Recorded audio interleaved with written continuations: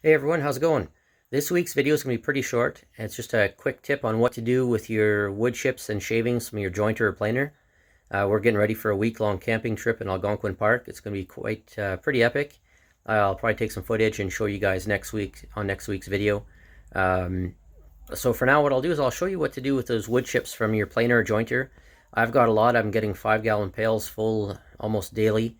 And we've been using them so far in the garden and in our planter boxes in order to keep the moisture in the soil and in order to keep weeds from growing. It's working quite well, but we don't have enough room for it. So what I'm starting to do is make some fire starters. Like I said, we're getting ready for a camping trip, and I figured bringing some fire starters along would be quite handy. I've seen videos and sites online that show how to do this as well. And these things will burn for 10 to 15 minutes, which is great, especially if it's been raining and the wood's damp. This will help get your fire started. So I'll flip around and I'll show you what I have here. So what I did is I got a small crock pot from our local dollar auction. I picked it up super cheap. And I also got some candles. And all I'm doing is I'm melting the candles down in the crock pot. And over here what I did is I got these little paper cups from a local flea market, and I'm filling them with wood chips from my jointer, and I'm packing them down, and then I'm filling it up with wax. So I'll show you that right here. So here's one of my buckets of shavings from my jointer, and I've got these little cups here, and all I'm doing is I'm filling the cup part way. I'm trying to do this one hand here, it's a little bit harder. But I'm filling up not fill it up, I put a little bit in the bottom.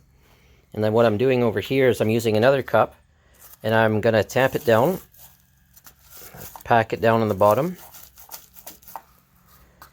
And then once it's packed down a little bit, what I'll do is I've got this spoon here that I'm using. I'll just spoon a little bit, and then I'm just putting a little bit in the bottom. I like to do this just so I can have wax in multiple layers.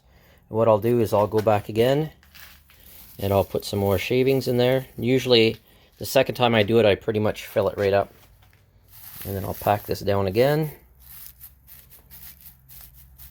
Get that packed down nice and fairly tight. If you pack it down too tight, I find the wax just sits on top and it doesn't seep down through all the wood chips. So you don't get wax all the way through, so it won't stay lit as long. Your burn time is going to be reduced. So then I just make sure that I fill it up.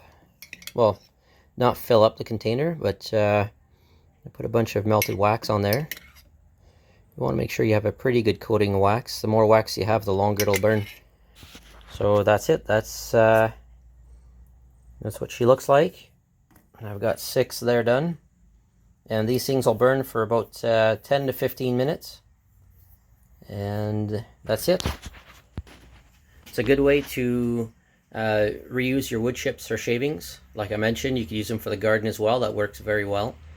And yeah, some people even sell these as well. So thanks for tuning back in. If you... Oh, nice. Sorry for the road noise. Thanks for tuning back in. If you haven't done so already, please like and subscribe.